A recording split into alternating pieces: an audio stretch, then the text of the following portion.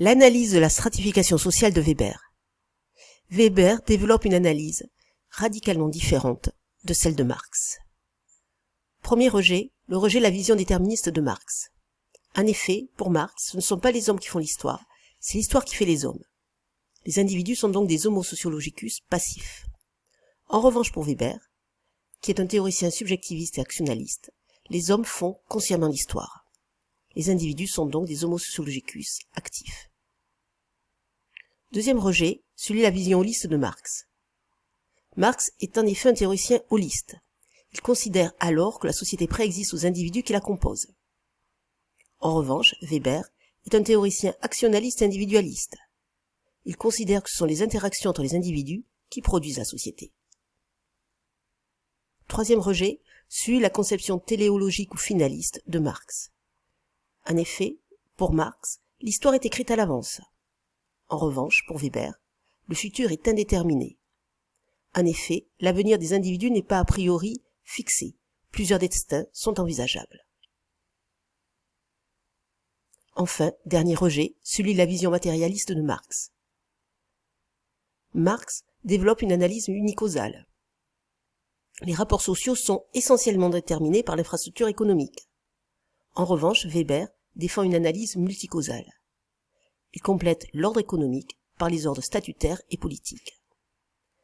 Ainsi, il développe une analyse de la stratification qui est multidimensionnelle. En effet, il n'y a pas une seule hiérarchie fondée sur un seul critère, mais trois hiérarchies ou ordres basés sur des critères différents.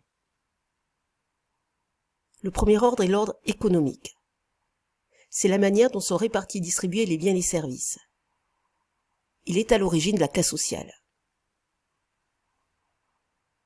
Une classe sociale, pour Weber, est un groupe d'individus qui ont une situation commune.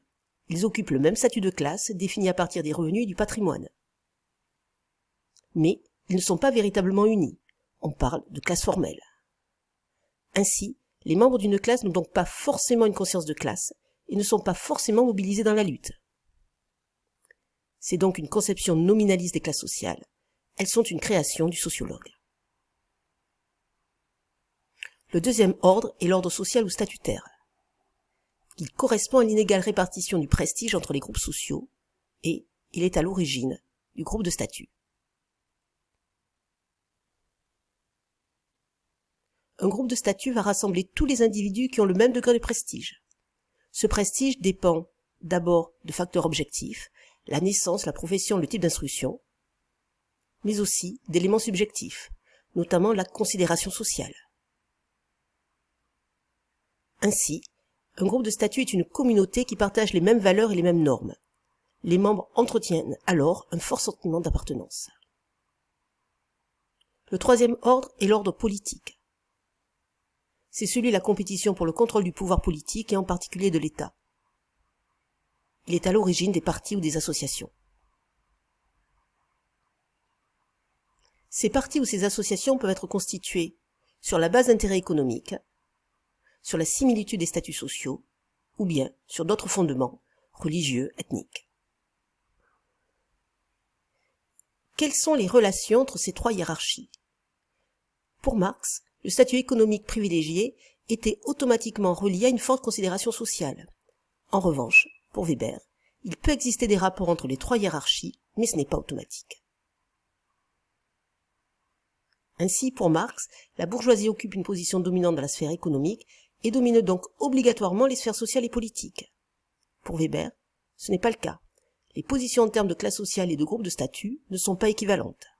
C'est par exemple le nouveau riche, qui a une place élevée dans l'ordre social mais pas au niveau économique, ou l'aristocrate ruiné, dont la position économique est élevée, mais la position en termes de prestige est beaucoup plus faible. Weber développe ensuite une conception particulière de la lutte des classes. Pour lui, les luttes entre classes ne sont pas automatiques.